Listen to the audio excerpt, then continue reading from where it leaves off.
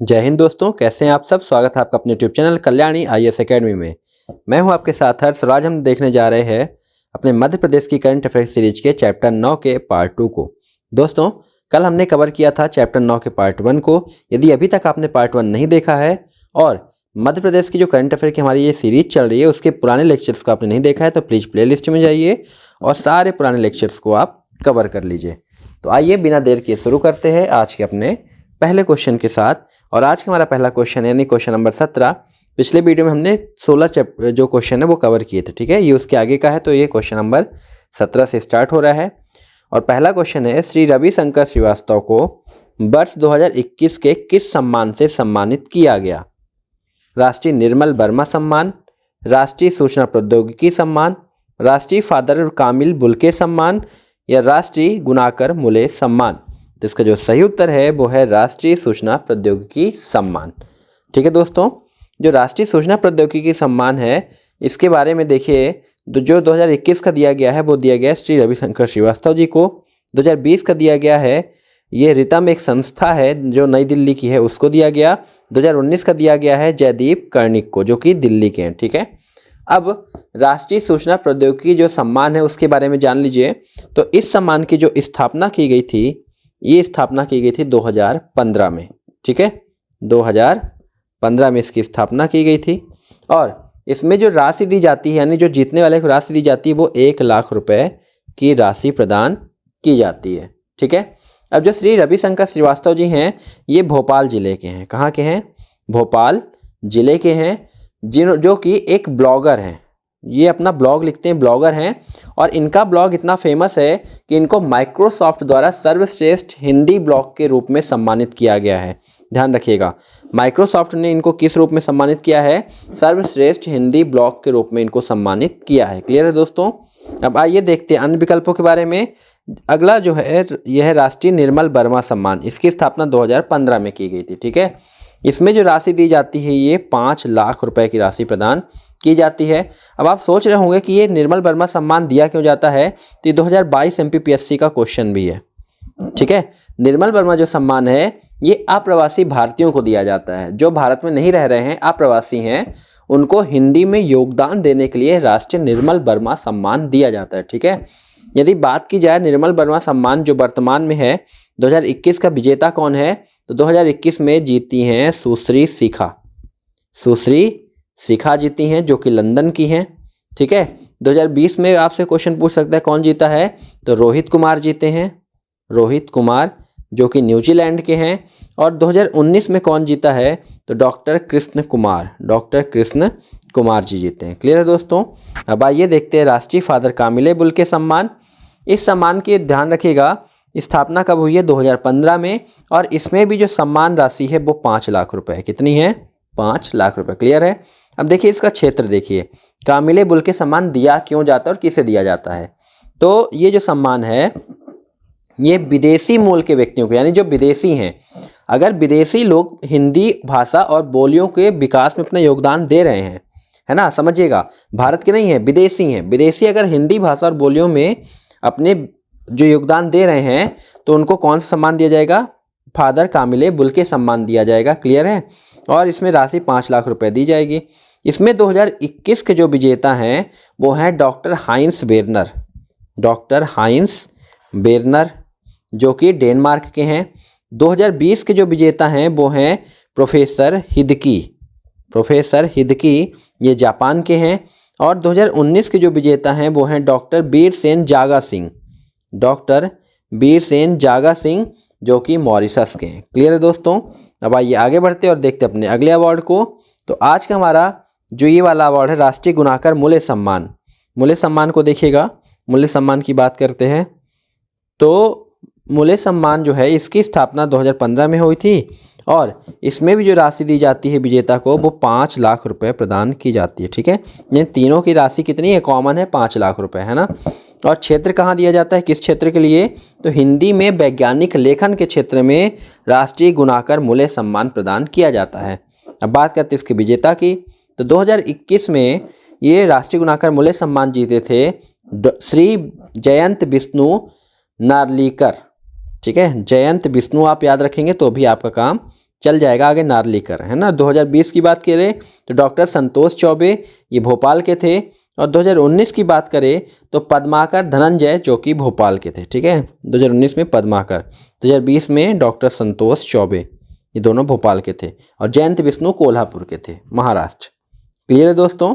उम्मीद करता हूँ आपको तीनों पुरस्कार और ये राष्ट्रीय सूचना प्रौद्योगिकी सम्मान भी समझ में आ गया होगा। आइए बढ़ते अपने अगले प्रश्न की तरफ। और आज का हमारा अगला प्रश्न है, मध्य प्रदेश के किस व्यक्तित्व को वर्ल्ड बुक ऑफ रिकॉर्ड द्वारा लंदन में ब्रिटिश पार्लियामेंट द्वारा आयोजित सम्मान समारोह में अंतर्राष्ट्रीय उत्कृष्टता पुरस्कार से सम्मानित किया गया? नरोत्तम मिश्रा, शिवराज सिंह चौहान, आनंदीबेन पटेल या मंगूभाई पटेल? तो इसका जो सही उत्तर है वो है मंगूभाई पटेल। ये अंतर्राष्ट्रीय जो उत्कृष्टता पुरस्कार है, ये ब्रिटिश संसद में आयोजित एक सम्मान समारोह है जिसमें मंगूभाई पटेल को दिया गया, ठीक है। ये दिया क्यों जाता है ये वाला पुरस्कार? तो ये यूके का एक संगठन देता है, यूके का एक संगठन देता है और वो असाधारण कार्यों के लिए देता है। यानी जब किसी ने मानव के लिए, मानवता के लिए कार्य किया हो, मानव विकास के लिए कार्य किया हो, किसी संस्था के उत्थान के लिए कार्य किया हो, ऐसे कोई जो असाधारण कार्य करता है उसके लिए दिया जाता है। तो मंगूभाई पटेल को ये अवार्ड दिया गया। क्लियर है दोस्तों। अब मंगूभाई पटेल के बारे में जान लीजिए। तो मंगूभाई पटेल जो हैं ये गुजरात के निवासी हैं, ठीक है, जो वर्तमान में मध्य प्रदेश के 19वें राज्यपाल के रूप में कार्यरत हैं। क्लियर है। कहाँ के हैं? मूलतः गुजरात के हैं।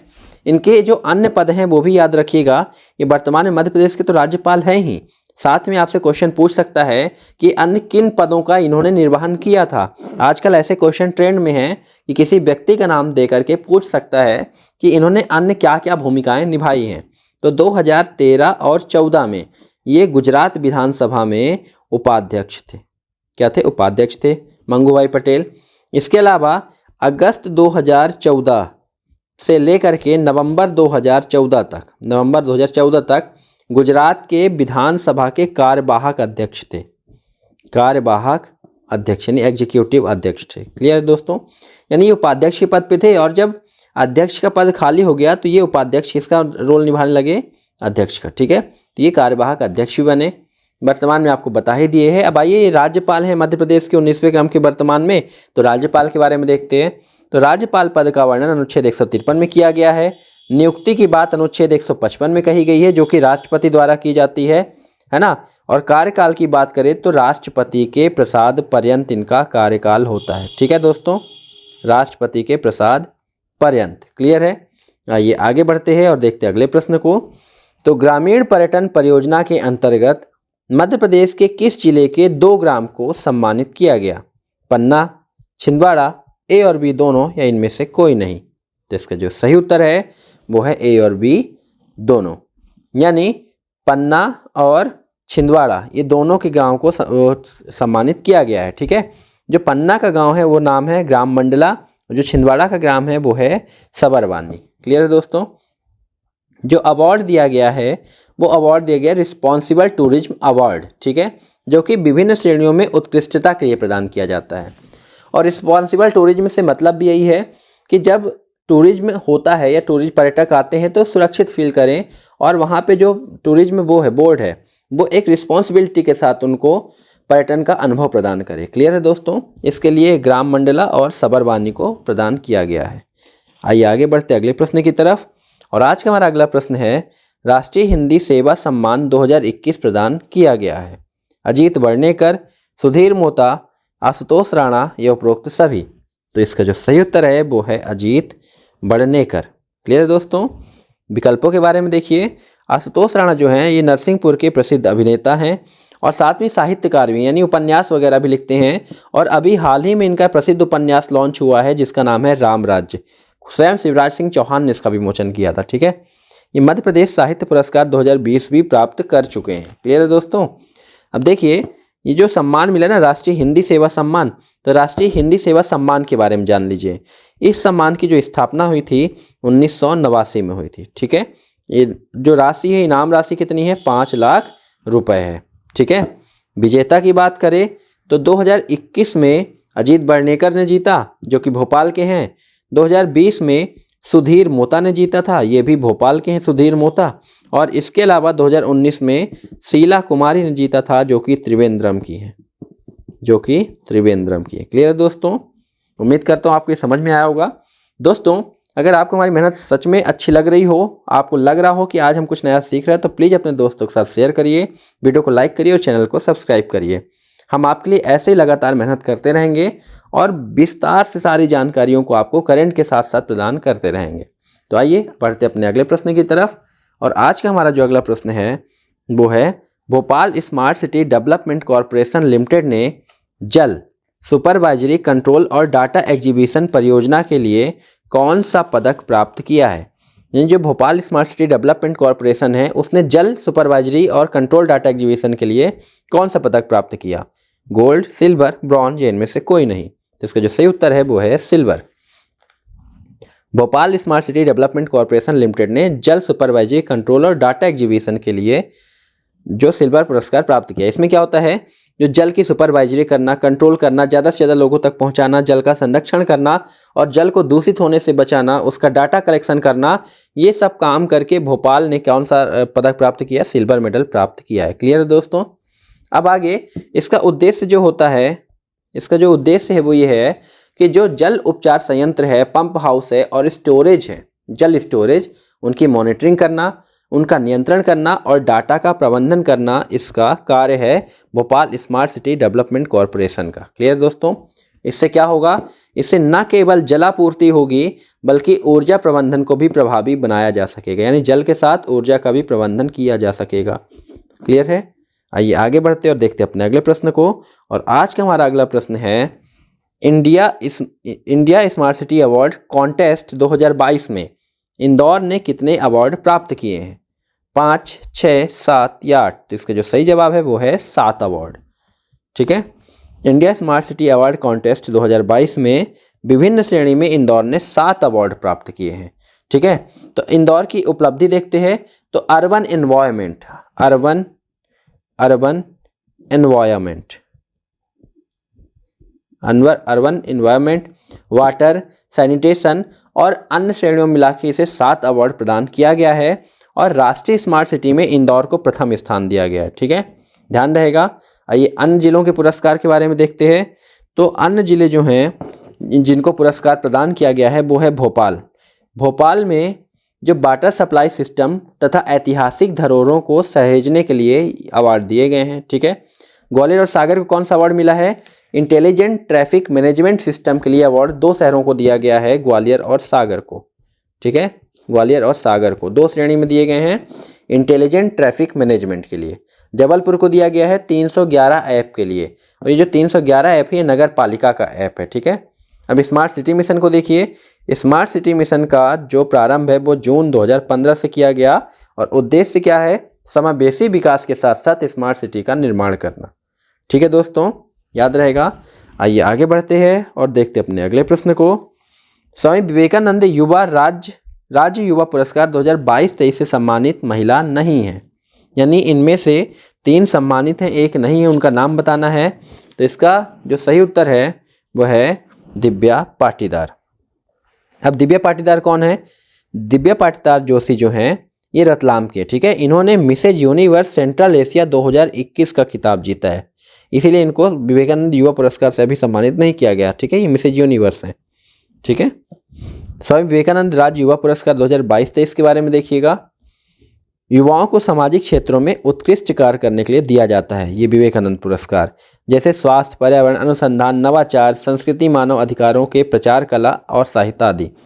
यानी जो युवा उत्कृष्ट कार्य कर रहा है सामाजिक क्षेत्र में, जैसे स्वास्थ्य हो गया, पर्यावरण हो गया, अनुसंधान हो गया, उसके लिए पुरस्कार दिया जा रहा है। ठीक है। अब इसकी जो सम्मान राशि वो है 50,000 रुपये और निम्नलिखित को स्वामी विवेकानंद पुरस्कार प्रदान किया गया है। ये आप नाम पढ़ सकते हैं यहाँ पे और इनको याद कर सकते हैं, क्योंकि कई बार क्वेश्चन पूछता है इनमें से कौन नहीं है। आइए देखते हैं अपने अगले प्रश्न को। और आज का हमारा अगला प्रश्न है, राष्ट्रीय युवा संवाद 2022 में भोपाल की किस महिला ने देश में प्रथम स्थान प्राप्त किया। नीतू परिहार, गंगा राजपूत, अनीता चौधरी या रागेश्वरी अंजना। तो इसका जो सही उत्तर है वो है रागेश्वरी अंजना। ठीक है। संसद भवन नई दिल्ली में आयोजित राष्ट्रीय युवा संसद 2022 में भोपाल की कुमारी रागेश्वरी अंजना ने मध्य प्रदेश का प्रतिनिधित्व किया और देश में प्रथम स्थान प्राप्त किया। ठीक है दोस्तों, युवा संवाद में।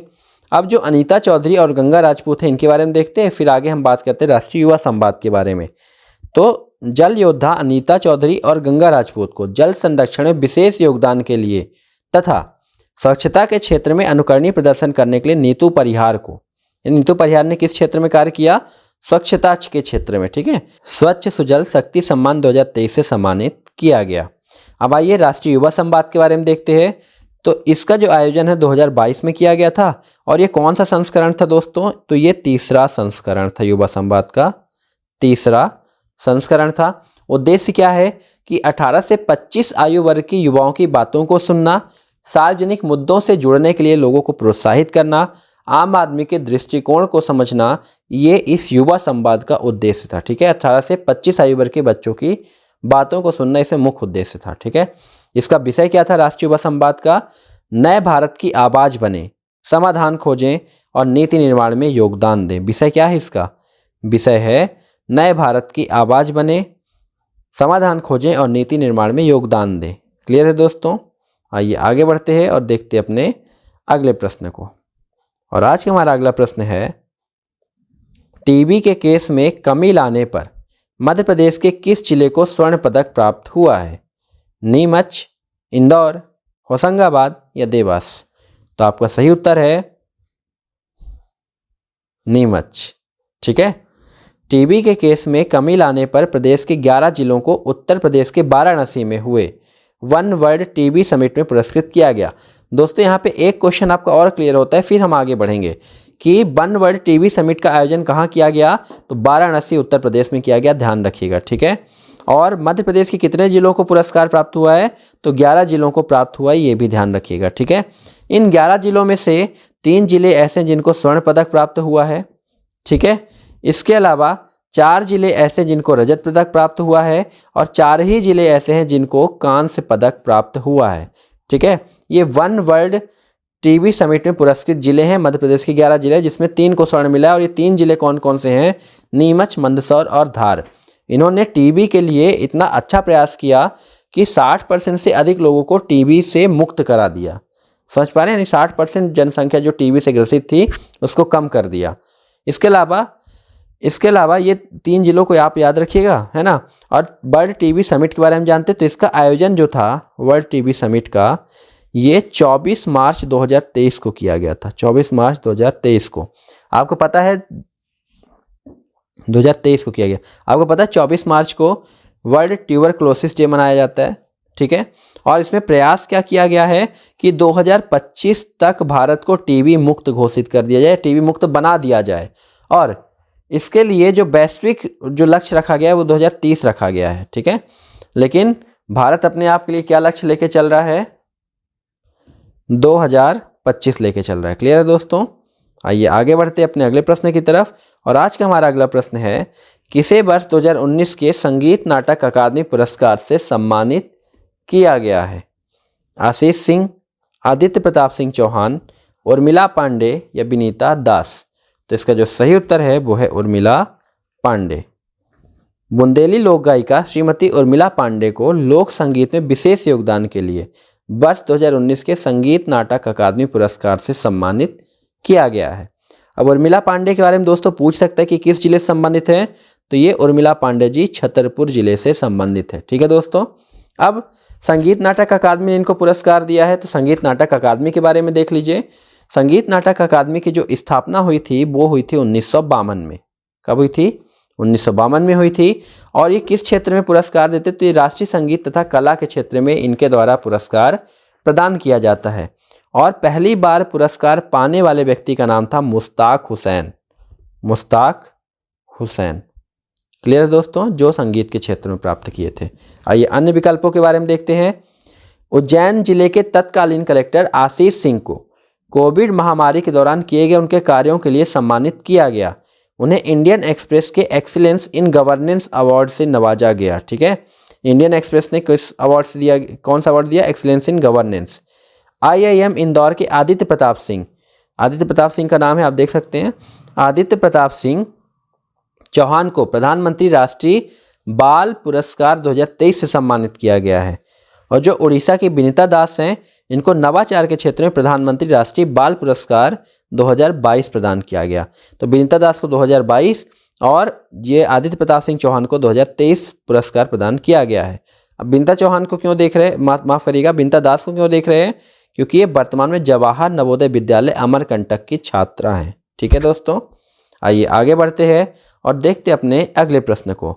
और आज का हमारा अगला प्रश्न है, 25 अप्रैल 2022 को राज्यपाल मंगू भाई पटेल द्वारा मध्य प्रदेश रत्न अलंकरण समारोह में मध्य प्रदेश नवरत्न सम्मान से सम्मानित व्यक्ति हैं। Doctor Lakshmi Sharma, doctor A.K. Dwivedi, doctor Vaibhav Chaturvedi या लोकेंद्र त्रिवेदी। इसका जो सही उत्तर है वो है लोकेंद्र त्रिवेदी। ठीक है, देखिए लोकेंद्र त्रिवेदी को किससे सम्मानित किया गया है, मध्य प्रदेश रत्न अलंकरण से, जबकि अन्य को प्रतिभा सम्मान से अलंकृत किया गया। मतलब बाकी के जो विकल्प हैं उनको किससे सम्मानित किया गया है, प्रतिभा सम्मान से अलंकृत किया गया है। राज्यपाल ने इस अलंकरण समारोह में मध्य प्रदेश नवरत्न से सम्मानित देश के प्रसिद्ध व्यक्तियों को सम्मानित किया। ये सारे वो व्यक्ति हैं जो इस सम्मान से सम्मानित किए गए हैं। ठीक है दोस्तों, अब आइए मध्य प्रदेश रत्न अलंकरण समारोह के बारे में जानते हैं। तो इसका जो आयोजन किया गया था रत्न अलंकरण समारोह का, ये 25 अप्रैल 2022 को किया गया था। ठीक है दोस्तों, अब इसका जो आयोजन करता थे वो थे मध्य प्रदेश प्रेस क्लब। किसके द्वारा दिया जाता है, ये याद रखिएगा, इंपॉर्टेंट ये है कि किसके द्वारा दिया जाता है। तो मध्य प्रदेश प्रेस क्लब के द्वारा मध्य प्रदेश नवरत्न अलंकरण समारोह अवार्ड दिया जाता है। ठीक है दोस्तों, अब देखिए मध्य प्रदेश प्रेस क्लब के बारे में। तो प्रेस क्लब की जो स्थापना की गई थी वो की गई थी 18 अप्रैल 1992 को। क्लियर है, और इसके जो संस्थापक थे वो थे LN वर्मा और वर्तमान अध्यक्ष हैं डॉक्टर नवीन जोशी। प्रेस क्लब के वर्तमान अध्यक्ष कौन है, डॉक्टर नवीन जोशी। क्लियर है दोस्तों, आइए आगे बढ़ते अपने अगले प्रश्न की तरफ। और आज का हमारा अगला प्रश्न है, मध्य प्रदेश कैडर के किस अधिकारी को PM उत्कृष्टता पुरस्कार प्राप्त हुआ, वरुण कपूर, चंचल शेखर, प्रदीप शर्मा या मनीष सिंह। इसका जो सही उत्तर है वो है मनीष सिंह। मध्य प्रदेश कैडर के 3 अधिकारियों को PM उत्कृष्टता पुरस्कार प्रदान किया गया। और ये 3 लोग कौन है, एक तो मनीष सिंह हो गए, दूसरे विशेष गढ़पाले ये नाम है। ठीक है, और तीसरे हैं अजय तिर्की को यह सम्मान प्रदान किया गया है। और यह पुरस्कार दिया कब गया, ये दिया गया था 21 अप्रैल 2023 को सिविल सेवा दिवस के दिन। 21 अप्रैल 2023 को सिविल सेवा के दिवस के दिन यह अवार्ड दिया गया। ठीक है, मनीष सिंह को यह अवार्ड क्यों दिया गया, ये स्वच्छ इंदौर अभियान के लिए मनीष सिंह को यह अवार्ड प्रदान किया गया, PM उत्कृष्टता अवार्ड। क्लियर दोस्तों, आइए आगे बढ़ते और देखते अपने अगले प्रश्न को। मध्य प्रदेश की किस तबला वादक को देश का तबला वादक पुरस्कार आबान मिस्त्री पुरस्कार दिया गया। ठीक है, जवाहर कर्नावट, बिलाल खत्री, संगीता अग्निहोत्री या ओम प्रकाश पाटीदार। तो इसका जो सही उत्तर है वो है संगीता अग्निहोत्री। मध्य प्रदेश की तबला वादक संगीता अग्निहोत्री को महाराष्ट्र के अंगाबाई संगीत महोत्सव में आबान मिस्त्री पुरस्कार प्रदान किया गया। ठीक है, अब देखिए संगीता अग्निहोत्री के बारे में देखिए, बहुत इंपॉर्टेंट इनके बारे में जो फैक्ट है वो आप नोट कर लीजिए और अच्छे से लिख लीजिएगा। ये देश और प्रदेश की पहली महिला तबला वादक हैं संगीता अग्निहोत्री जी। ठीक है, देश और प्रदेश दोनों की पहली महिला तबला वादक। इनके गुरु का नाम याद रखिएगा, इनके गुरु का नाम है दिनकर मजूमदार। क्लियर है दोस्तों। जवाहर कर्नावट, डॉक्टर जवाहर कर्नावट को भारत सरकार के विदेश मंत्रालय द्वारा विश्व हिंदी सम्मान के लिए चयनित किया गया है। ठीक है दोस्तों, अब जो ये सम्मान इनको मिला है विश्व हिंदी सम्मान, ये मिला है 15 से 17 फरवरी को जो आयोजन हुआ था। 15 से 17 फरवरी 2023 को आयोजन हुआ था विश्व हिंदी सम्मेलन। ठीक है, उस सम्मेलन में इनको दिया गया और ये सम्मेलन हुआ था कहाँ, फिजी में। कहाँ हुआ था, फिजी में। तो जवाहर कर्नावट को विश्व हिंदी सम्मान दिया गया जो कि विश्व हिंदी सम्मेलन में दिया गया। ठीक है, और विश्व हिंदी सम्मेलन कहाँ आयोजित हुआ इस बार का, 2023 का, फिजी में। बिलाल खत्री की बात करें तो मध्य प्रदेश के धार जिले के एकमात्र युवा शिल्पी बिलाल खत्री का राष्ट्रीय हस्तशिल्प पुरस्कार के लिए चयन हुआ है। ये बाघ प्रिंट से संबंधित हैं। ठीक है, बाघ प्रिंट से संबंधित हैं। ओम प्रकाश पाटीदार और नीरज सक्सेना को राष्ट्रपति द्रौपदी मुर्मू ने 5 सितंबर 2022 को शिक्षक दिवस के अवसर पर सम्मानित किया। क्लियर है दोस्तों? उम्मीद करता हूँ आपको पूरा सेशन अच्छा लग रहा होगा, आप एंजॉय कर रहे होंगे, बहुत सारी नई नई चीज़ें आप सीख रहे होंगे। और इसको आप दोस्तों नोट भी करते रहिए अपने कॉपी में, ताकि आने वाले समय में एक बहुत फास्ट रिवीजन हो सके। ठीक है, आइए देखते हैं अपने अगले प्रश्न को। और हमारा अगला प्रश्न है, स्कॉच अवार्ड 2021 के तहत मध्य प्रदेश के किस जिले को हेल्थ श्रेणी का गोल्ड अवार्ड प्राप्त हुआ? इंदौर, झाबुआ, अलीराजपुर या धार? तो इसका जो सही उत्तर है वो है झाबुआ। मिशन चिरंजीवी संचालित कर स्वास्थ्य के क्षेत्र में बेहतर कार्य करने के लिए स्कॉच अवार्ड 2021 के तहत झाबुआ को हेल्थ श्रेणी का गोल्ड अवार्ड प्राप्त हुआ है। ठीक है, मिशन चिरंजीवी के तहत प्राप्त हुआ है, ध्यान रहेगा दोस्तों। अब ये जो स्कॉच अवार्ड है इसके बारे में देख लीजिए।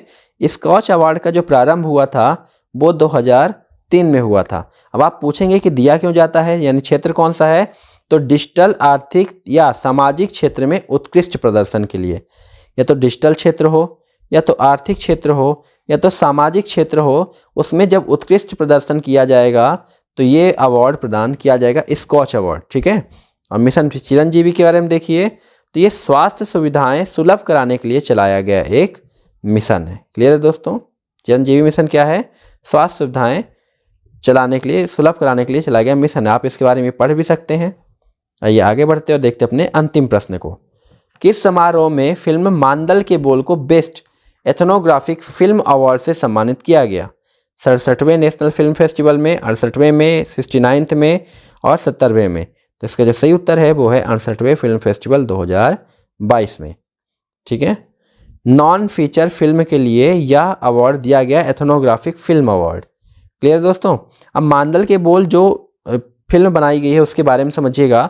इस फिल्म का निर्देशन करने वाले व्यक्ति का नाम है राजेंद्र जांगले। राजेंद्र जांगले इसके डायरेक्टर हैं। ठीक है, इसमें विषय क्या है? इस फिल्म का जो विषय है वो है बैगा जनजाति का जनजातीय जीवन दिखाया गया है इसमें, कि बैगा जनजाति का परिवेश क्या है, कैसे रहते हैं, कितना कठिन जीवन है, वो सारी बातों का वर्णन इसमें किया गया है। ठीक है, और विशेष ये याद रखिएगा कि जो 68वां नेशनल फिल्म फेस्टिवल हुआ था, इसमें मध्य प्रदेश को मोस्ट फिल्म फ्रेंडली स्टेट का दर्जा दिया गया है। मोस्ट फिल्म फ्रेंडली स्टेट, ठीक है, मध्य प्रदेश को दिया गया है। और चलते चलते एक बात और याद रखिएगा राजेंद्र जांगले के बारे में। राजेंद्र जांगले एक ऐसे व्यक्ति हैं जो लगातार बैगा जनजाति के परिवेश को या उनके जो जीवन है उसको लगातार उठाते रहे हैं, लोगों तक पहुंचाते रहे हैं, उनकी जीवन व्याख्या करते रहे हैं। और राजेंद्र जांगले ने 1987 में, बहुत इंपॉर्टेंट फैक्ट है दोस्तों ये, 1987 में एक फिल्म बनाई थी जिसका नाम था बैगा। और इस फिल्म को उस समय यानी 1987 के समय राष्ट्रीय फिल्म पुरस्कार प्राप्त हुआ था। राष्ट्रीय फिल्म पुरस्कार प्राप्त हुआ था। ठीक है दोस्तों, तो मुझे उम्मीद है आपको ये पूरा जो सेशन है समझ में आया होगा। मिलते हैं आपसे अगले वीडियो में, तब तक के लिए